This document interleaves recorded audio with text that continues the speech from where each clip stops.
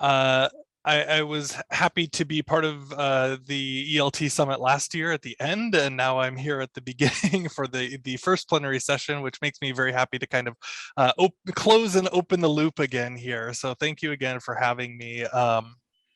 Uh, Today we're going to be talking about feedback and finding the fun in feedback. And so let's get started with sharing this out directly, and uh, I'll ask any of the panelists to let me know. Just please feel free to shout out if there's any kind of technical glitches that I'm not aware of if I'm looking through everything.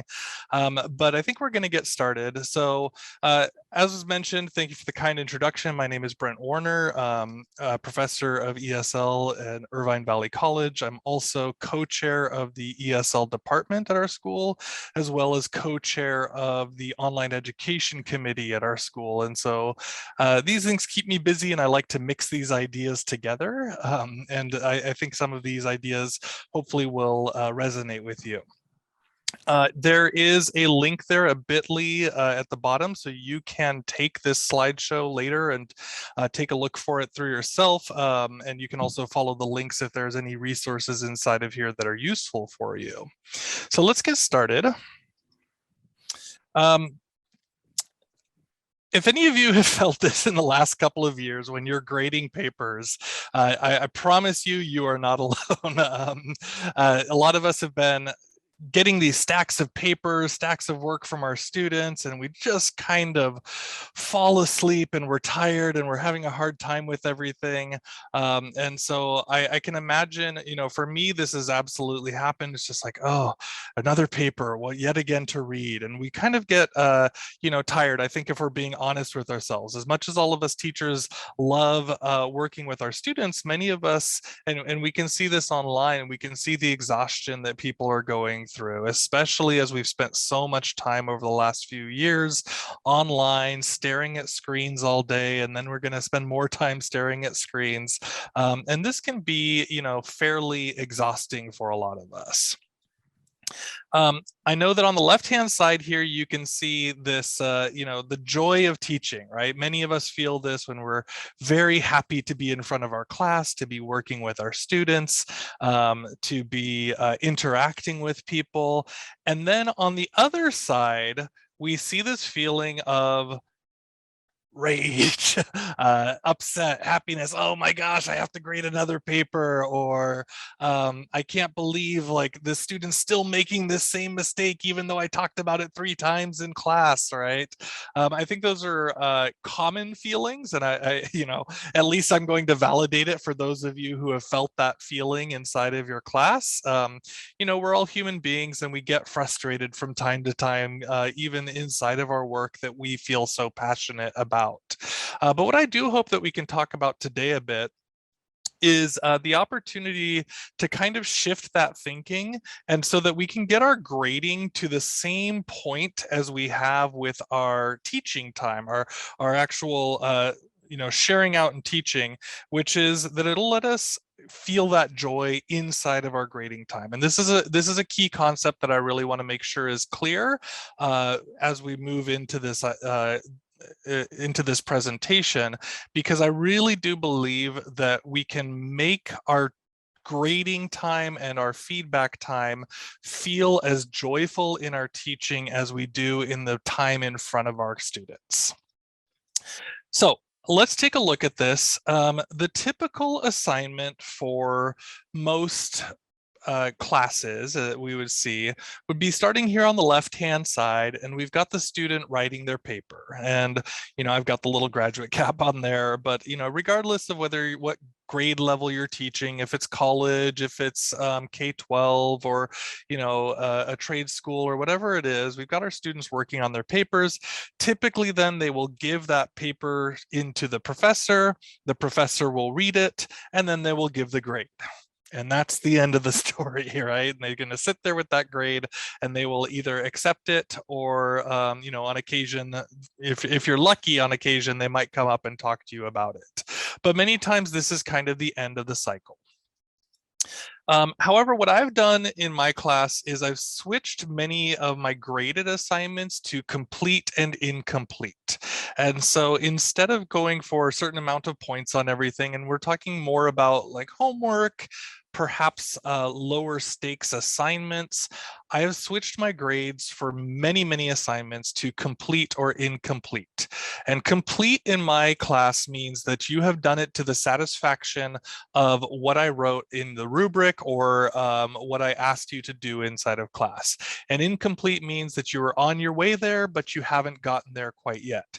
Now, I do want to be quite clear. I know these images perhaps look a little bit drastic, right? The big red X is scary for some people. But what I really tell my students is incomplete means this is just an opportunity for you to try again to get complete. And so they might go through a cycle of 2, 3, 4 times of resubmitting it to me until they can get that complete.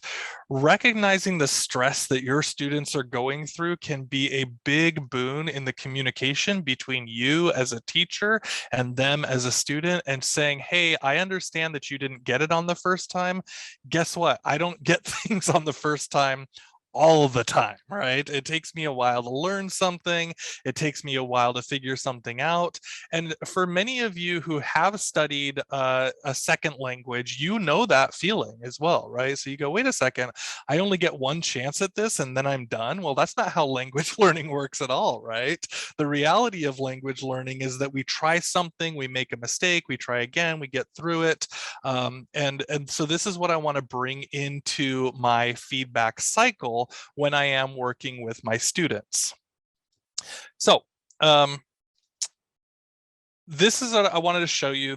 I use this example of a basketball player taking their shots, and you can kind of see it's looping and you see the same thing over and over again. But look carefully, not at just the main basketball player shooting, but look at what all the other people are doing around, right? You see this guy over here on the left-hand side tossing the ball. The coach is ready to give the ball right back to the player immediately afterwards. This is a feedback cycle, right? So he's shooting, he maybe makes it, he maybe makes a mistake, but the coach gives it to him again and he gets to try again immediately. He also might get a little bit of feedback inside of there, right? Try switching your hands, watch where your feet are moving, something along those lines in order to keep trying and keep growing. And notice that he has a team of support around him as he's going and as he's practicing through this. So this is going to be kind of the starting point of this feedback cycle that we might be talking about, where you're trying something over and over again. And English language is the same thing. It is a skill that you have to work at. You have to repeat. You have to try that again. You have to try it from a slightly different angle or different approach and see how people respond to it. Can I make it as a swish, right? Perfectly in from this spot, but maybe not from that spot. And how do I make those changes appropriate for the way that I'm trying to learn and the way that I'm trying to play the game and the way that I'm trying to communicate? So I don't know if any of you have seen this before. This is a few years old, but I loved this this motivational speech from DJ Khaled a few years ago, and I'm just going to play a little part of this for you. Another one, another one, another one, another one, another one, and another one, and another one.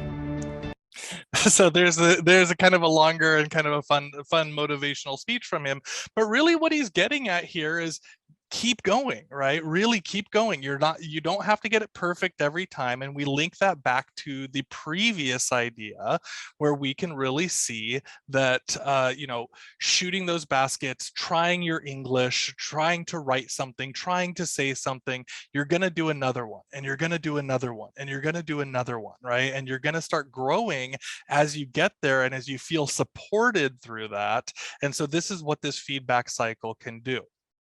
Now, another video here, this one's a little bit longer, but it's absolutely worth watching if you haven't seen this yet. I want to kind of show you the power of this motivation, this feedback cycle, and this willingness to make the full effort here. So let's watch this carefully. Bring it up hard. Bring it down fast. Hard and fast. Let's go, boy. Well, don't fall. You gotta stay on your feet. Come on. Phoenix, go straight through. Hey, back Back up. Make it fight. It's a good one. Now hit it hard. Hit it with the heel. Come on, Phoenix. See, hit it with the heel. You're not listening. Hit it with the heel. Yes, you can do it. Come on. Yes, you can do it. But you guys do it. Listen, look at me. You have to hit it hard, though. You cannot hit it light. You have to hit it hard. Go. That's not hard. You touch it. Come on. You can do anything, boy. You can do it. You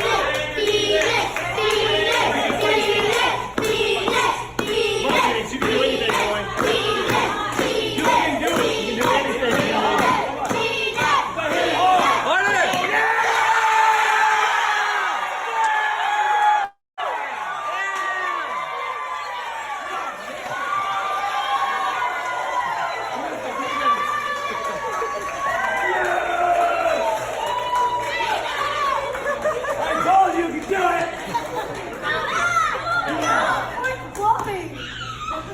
All right, so I hope you kind of feel that feeling of joy that he's going through, but notice that what he started with, right? He started with uncertainty, insecurity, I can't do it. He was crying. The coach, notice how the coach was going. He was strict but fair and caring, right? And so he kept saying, hey, hit that heel, get it harder, right? And he's really trying to show, and he's giving that feedback every time, looping him through.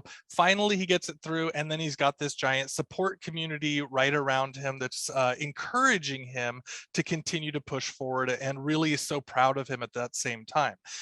I think all of us have had a feeling like this. It might not be this exact same situation, but it is key to remember to come back into ourselves and to remember what that feels like when we're not succeeding at something, and that even still we can succeed as moving forward.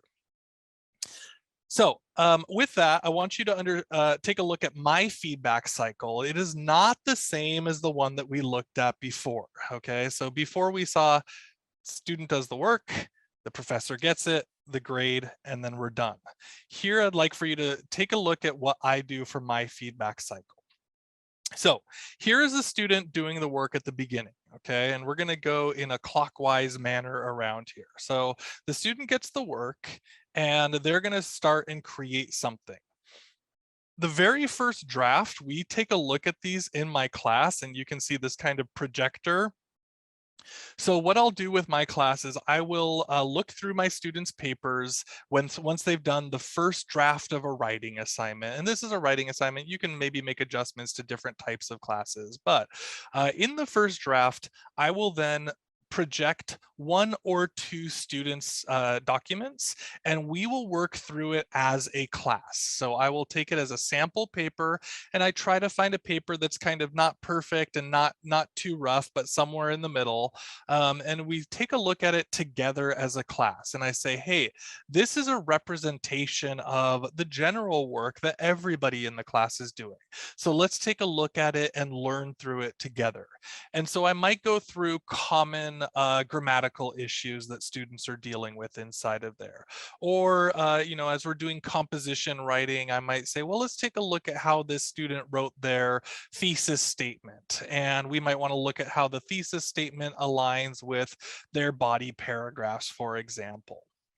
Whatever it is, the focus that I'm teaching, I take this big example, one or two from the students, and usually it's just one, but sometimes it can be two. And then I take it and I give it to the whole class so we can all look at it together and we can talk about what we're understanding. Then all of the students in my class are expected to use what they saw as this general information and apply that back to their paper to make an update. Okay, so they're going to go through, they're going to make it updates. They're going to say, oh, now I see what, this student was doing. I think I did the same kind of mistake. I'm going to make some changes, right? Or now I see I was doing what the professor said to do, and I actually got that part right. So I'm proud of myself there.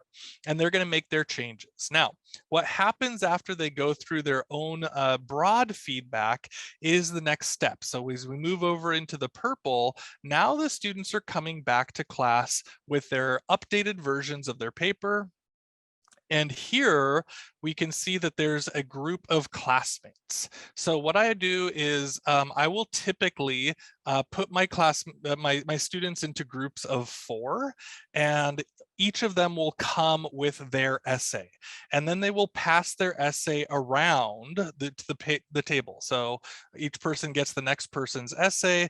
They're going to do a feedback cycle, and each of these typically is structured for me in 3 sections. So I will typically do a grammar section, and then I will do a structure section, and then I will do an overall feedback section. So what that means is that in the first 10 minutes, everybody is looking at the person next to their paper. So their partner next to them will hand them their paper, and they will look at it, and they will all be looking for grammar issues on that one piece of paper. Nothing else. Don't go looking for other problems. Don't go trying to tell them, hey, this is not, responding to the prompt properly. No, no, no. We're just giving feedback on that grammar. So they're going to go for about 10 minutes. They're going to do the best that they can to give their classmates feedback. And then I'll ring the bell. And then at the next 10 minutes, then we're going to do the structure.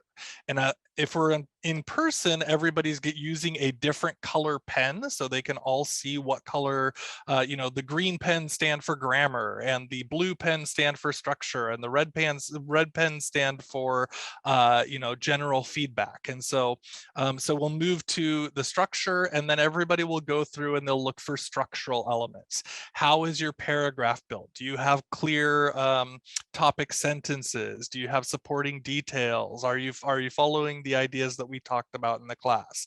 And then again, the third paper passes around. This one, I just want the students to try and read it in general and see what they understand and see what feedback they have for the person. So this might take, writing a couple of sentences. Hey, I really liked this.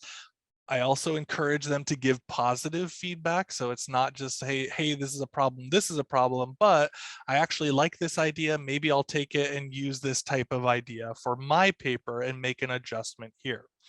So then that paper has gone through 3 people, and it goes back to the original student. After this cycle here, they have now read 3 other classmates' papers. They have now given grammar feedback, they have given structure feedback, they have given content feedback, and on their own paper, they have received those same things. So they have a much stronger sense of what's going on and how those ideas might work for their own paper as they improve it. So then they're going to take all of that feedback, and they're going to start working on their process for updating their paper to the strongest ability that they can do at this point. Now it comes to me, okay? Now notice how much work they've already done, and I have not really looked at their paper one time until all of this, right? This has not been my work. This has been the students' work going through here. So I don't have the burden of fixing and changing and saying, oh, you're not getting it and all those things. At this point, I'm really getting pretty strong papers from them because they've been working together and they've been thinking for themselves about what they need to be able to do in order to get that paper appropriately done. Now, here you can see that it goes from me, and I'm going to go through, and I might be, depending on the purpose of the paper, I can be pretty strict and say, you're still missing this, or I can be pretty light and say, you're really showing some excellent skills. Whatever my feedback might be, that is when it finally comes back to the student. And guess what?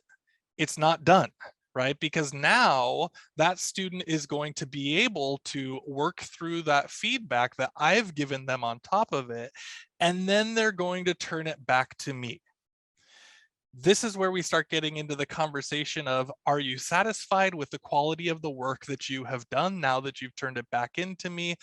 This is a place where I might give them that full grade and start saying, hey, if you turn it into me at this point, your grade is going to be a B. Are you happy with a B? Yeah, I'm done. I think I got it. That's where I'm kind of settling right now. Okay, we're done. No, I think I can do better. All right, here we go. Let's do better. And then we can cycle right back into this last loop. They don't need to come back into the full class, but me and that student can work together in order to share the process, and they can build their own confidence. They can build a trust relationship with me. And we have developed an understanding, like that basketball coach, like DJ Khaled, like the karate coach and the kid playing, kicking the board, that they know that I'm going to be honest with them, and they know that they can get the improvement over time as they keep growing through their work. So this is how I work through my feedback cycle. In some ways, it is a more work for me because I'll start really getting into this feedback here, but other ways it lightens up because look at how much work I'm not doing as they're building their skills up through here. At the same time, I'm already starting with higher quality work by the time it gets to me. And so this feedback cycle has really proved effective for me. Now, this is kind of the background information, or that's all the background information that I do want people to understand, because when we're talking about giving feedback, there's a couple of parts here, right? The part is, having the mindset, seeing how I'm dealing with the students, treating them like humans and having them treat me like humans. And so we can do this. I am seeing a question there, how do we do this with the large classes? The same type of way, right? So you can break those groups into as many different groups as you want to do. When you're going back into this section, in this purple section here, you can have as many groups as you want to, and you can also cycle that out into other groups. And so again, you can keep working with the students over and over again, depending on how large your class is. My classes are usually from 25 to 35 students. If you're dealing with hundreds of students, you might have a TA system in place that works in something like that as well. But there are certainly ways to continue to try and work with it. I also want to kind of share here that this is an approach. It's not a perfect answer, right? And so you can say, hey, this part of it's going to work, and I'm going to make these adjustments and see how they're going to work for me in my class. And I did not come to this right away, right? This took me, semesters and semesters of practice and adjusting. And I imagine I will also continue to keep adjusting this as I move forward in the future. But we do want to spend a little bit of time talking about the tools themselves. So how can we actually do this? What are some techniques that can help us get through this process quickly and in a fun way, and in a way that we feel like we're communicating with our students? So I'm going to start off with quizzes, or Gimkit, or Kahoot, or Quizlet, any of these ones. For those of you who might have heard of these, this is kind of taking America by storm right now, is the EDGE protocols, these ideas for kind of quick-based lessons for students to work with. And so we don't need to worry too much about the EDGE protocol itself right now. But these tools like quizzes, Gimkit, Kahoot, I'm sure everybody has heard of Kahoot, but we'll look quickly at quizzes. I'm not going to go too deeply into it, but we should be able to. Now they're closing it down again. Sorry. When you go into quizzes, you can create all sorts of quick quizzes similar to Kahoot, and the students can play a game, and you can do something, very simple. So I'm just going to grab one that's already made here because this is purely as an example. But what you can do is the students can go in. You might start a game. They would end up playing Title, fragments, run-ons, uncomma splices, slide has an image. Okay, so they can have the music, and then we can go through this quiz together with them very quickly as the students are going. Question. Choose whether the following statement is a complete sentence. I'm not going to use the audio, but the students are going to choose quickly and go through, and they will give their answers. I think this is not a particularly new idea for many of us, but what you can do here at the end of this is you can see right here, notice what it says. Percentage of correct answers among 203 attempts of this quiz, 62% average accuracy. And so what I like to do with my students is I don't want to grade them individually, but as a class, I can bring this all together and say, what's our collective class score here? Can our class do well together on this? Some students might struggle, some students might do really well, but let's say I have them go through 10 questions, for example. They can then run through those 10 questions, and then the collective class score will show up. And we'll be able to look at the ones that are the hardest answered or the slowest answered and the best answered. And I'm only going to focus in on the ones that maybe most students got wrong or that it took them a long time to work through. Then I can take 1 or 2 minutes and look at that vocabulary word, that grammar concept, make sure they understand it. And then I can say, hey, class, we got a 62% collectively. What grade is that? And they'll all say, yeah, it's a D, right? And so I say, oh, are we happy as a class with a D? And the answer is typically no, right? Do you think you can do better than that? The answer is typically, yeah, we can definitely beat that. And then we'll play it again immediately. And they're gonna rotate right back in. That's gonna be fresh in their head, and they're gonna go through it. So then I might go through that second time. Maybe they bring that score up to 75% or something like that. And I'll say, all right, is that good enough? I'm not sure, but let's work on this again tomorrow. So we'll come back to class the next day. We're going to repeat that cycle and see how quickly we can bring those skills up. Typically speaking, the growth on here is pretty fast. And when students are playing this as a game, they're not really thinking about it as scholarship. They're thinking about it as quick learning. I got it, and then I'm going to apply it very quickly into the next thing. So they can rotate through all of that information. Now, then at the very end, again, because this is low stakes and I'm trying to get them to feel comfortable with it, I would typically say, okay, then we're going to do our actual quiz, our graded version, using this same information, rotated out in different ways. You can make the, the questions come in a different order or whatever else it is. And then I can use that and I can say, hey, when the class gets a 90% or higher, then you've all passed this quiz, right? And that's what I'm really looking for if they're working on it. I might pull out individual students and talk to them about why they're struggling individually, but then those numbers are much, much lower, and I've only got a small handful of students that I need to talk to about why they're not getting those ideas, rather than wondering what's going on with the whole class and like how many of these people do I need to spend more time with. So it's automated, it's quick, it takes 10 minutes in a day, run through it. Okay, we're on to the next thing, but we're going to keep cycling back. Another one, another one, another one, right? That cycle through, because when they come back to it, they're going to go, wait a second, I didn't get it last time, but I think I'm ready for it this time.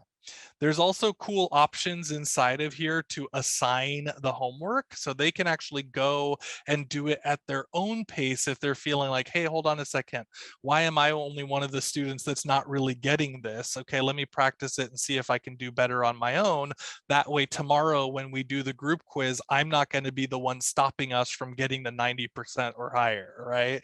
And so they can have that that opportunity to grow each other as well. All right. I did see a question before projecting to the whole class. Do I take permission from the student? Yes, I do. I usually will ask them, but what I always do is at the beginning of the semester, I tell students, hey, this is going to, I might use yours as an example, and then I always remove their names from it. And if they put in my case, because I've got, different countries, sometimes I'll remove the country name if it's a student from, I only have one student from, Guatemala, and so if it's talking about Guatemala, they'd all know. So I might remove the country name or some specific identifying information. But again, it's about building that trust relationship where students feel that the goal is not to shame or to make anybody feel bad, but your work lifts the other. And so I often use this image of the rising tide lifts all boats. And so as we all come together, we're all going to grow together too. All right, so moving forward, we've got Google Forms, okay? So you can use things like Google Forms to give low stakes instant feedback, and they are reusable over and over and over again. So I will actually share with you this one if anybody here wants to take a look at this form. Let me put it into the chat, and you guys can also answer the questions on here as well. Let me pull up that chat just a moment. Let's see how this works. And I will change the share here so that we can see how this goes. Okay, so this is silly, of course, don't take it too seriously here. But we've got, how intelligent are you? And you can consider the following choices. So we've got these 4 men, and it says, who is the most handsome, right? So we've got Brad Pitt, we've got BTSV, we've got SRK, and we've got Brent Warner, right? So if you're going to log into that right there, you can go take a look at it, and you can try and answer it. I will answer on the shared screen here so that you can take a look at my answer. But let's say that I'm gonna pick SRK for now, and I'm gonna submit the question. And it says, well, it's been recorded, but I can instantly view my score. So the answer that I put was SRK, and that is wrong. SRK is not the most handsome. Of course, the correct answer is Brent Warner. And then I can write in here, I can give this feedback. I said, that is not an intelligent choice. Oh, thank you, thank you, thank you. So the feedback says that is not an intelligent choice. Now let me show you quickly here inside of this. I can choose my answer and I can give feedback. So feedback for correct answers, and I can have a general set of feedback. Thank you, Sam, I appreciate it. So it says you are very intelligent, or that is not an intelligent choice. Now, of course, this is a silly example here, but what I can point out is that you can put in whatever feedback you need to. So perhaps it's a reminder of where the lesson we talked about on that grammar point was. Maybe we've got lots of intelligent people in the chat. I love it. We've got you can also give them links inside of there and say, hey, remember to go back and look at this. But the cool thing is you've set this up once, and now you don't have to worry about it. They can go through that and they can look at it on their own time, and the feedback just goes to them automatically right inside of there. And so again, hey, I am an early to bed, early to rise type of person, but many of my students are up at 2 o'clock in the morning doing this work. To me, I'm like, that's crazy, but that's your style, totally fine. But they can do that, and they can get that feedback from me even when I'm in my sleep. All right, so so this is a kind of way that you can do it as an automation, and then I can just recycle this next semester and the semester again. And so as long as I've built these out one time, I've got an easy low stakes with automated feedback right here inside of the assignment. Okay, so let's continue forward. Here is a plugin that I love, and this is really something I do have to point out, this is not free. I paid for it for myself, and it was one of the best investments that I ever made. I believe it was $20 American. You can take a look, and there's links to their information on here as well.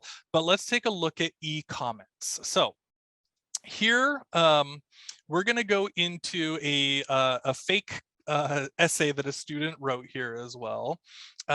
And I'm going to activate the e-comments. So check out what happens here. it popped up this window right inside of my Google Docs. Oh, by the way, I use Google for everything. And so you get those Google documents going on inside of there. It's a plugin for Google Chrome. But here I've activated this.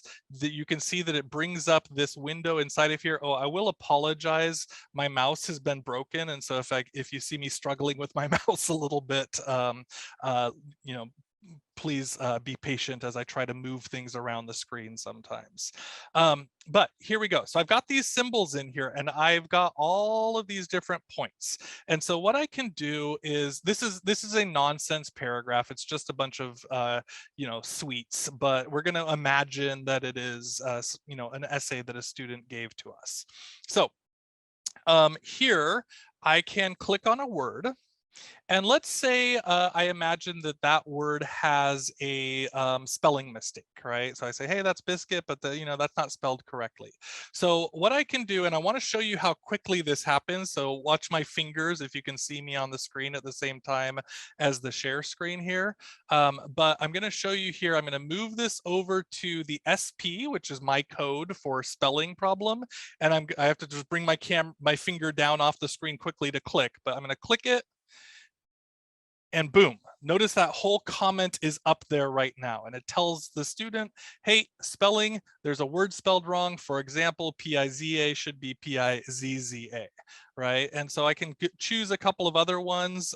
So I can say, you know, something along the lines of a comma splice, for example. So again, just watch that click, and this whole sentence has come up for the student, giving them feedback about what the problem is, not what the answer is, right? It's telling them what the problem is. And then the student can go through this and work through it and say, okay, you're telling me what the problem is. I'm going to be able to go in here and fix it. Now, I also put in a couple of other ones. Google has recently added emoji reactions right inside of here. So you can use those. And I often like to use emojis for my students just to say, hey, you know, thumbs up, like I like that idea, and keep it quick and simple. But there are a couple options inside of there. So then what I ask my students to do is they are going to switch up here from editing to suggesting mode. Okay, so if they're going to say, hey, the word should be not biscuit, but they're going to type in something like you know, cookie, right? And then inside of here it says replace biscuit with cookie. And now the student can go and use this and say, hey, Brent, this is the change I'm trying to make. Is that correct? And I'll say, yeah, I like that change, go for it. The student can then click on the check mark and it's going to delete cookie. It's going to put in, or sorry, it's going to delete biscuit. It's going to put in cookie, and they have done most of the work while I can just go in and quickly give them little points of feedback. Now, this is a pretty robust tool inside of here, but I do want to show you, I built this one based on the feedback that we commonly use at our school, so that all of our teachers are using the same information when we give feedback. When the students are moving through the levels, they'll continue to know what that feedback is. However, if you want to switch sets, you can see that I can customize them, but they also have different ones that are already built. So for example, if you're teaching college and workplace, you can switch that comment set and it will give me all sorts of ones that are already built out inside of here for the students. And so there's a lot of different things that the students can play with, and you can work on all sorts of different language skills that those students might need to continue to get into their success. All right, so that is e-comments. There's actually a couple of other cool features in here, but I'm going to share them slightly with different tools because I prefer them in a slightly different way. So let me switch my set back to IVC, and I'm going to actually hide that for now. Okay, so that's e-comments. I really love it. It has saved me hours and hours and hours of work just by simple clicks because we've got these repeated mistakes. And so when I'm dealing with those repeated mistakes, that's what I want to do is for the e-comments. However, oops, Moat is a tool that I really love to talk to my students with. Okay, so with Moat, you can actually take the cold text. So this feedback in here, the student might read that as a comma should not be used to separate two complete sentences without using a conjunction, right? And I don't want that voice to come across. I want them to know that when I'm talking to them, I actually care and I'm trying to help them through that process. And that can be really done well with the quality and the warmth of your own voice. And so what you can do is you can see up here, there's a purple M, a circle up here that I've installed into my browser. It's called Moat. And I'm going to close this down just so we can get some space. But let's say that I'm going to take this word and once it's installed, I like to use the comment. And then over here on the right, you'll see that it says click to record. And I am going to leave my comment with my voice. So I'm going to say something along the lines of, I love ice cream. It is very delicious and I want to share it with you.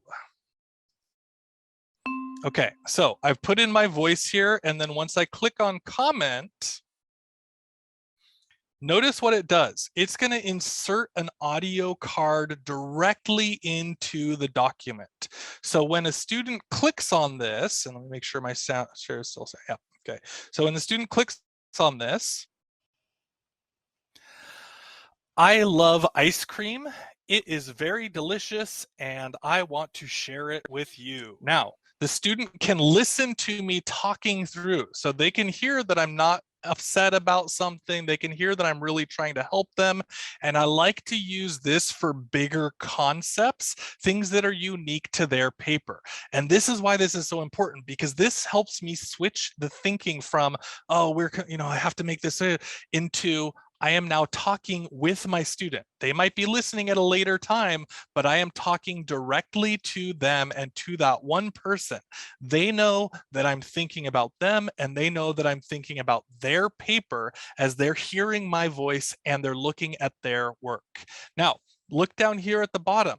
Using artificial intelligence, it's also putting in what I said. So they can also read it at the same time and they can go, oh, cool, I love ice cream. It is very delicious and I want to share it with you. Okay, I couldn't quite hear what Brent was saying, but now that I read it at the same time, I got it. Cool, I'm ready to go.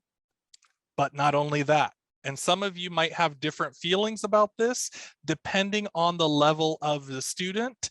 We do know from research that access to L1 can help them out if they are in need of support. And so I want to trust my students and I say, hey, if you need this, you also have an extra level of support here. So watch what they can do. They can go click on the three dots and they can click on edit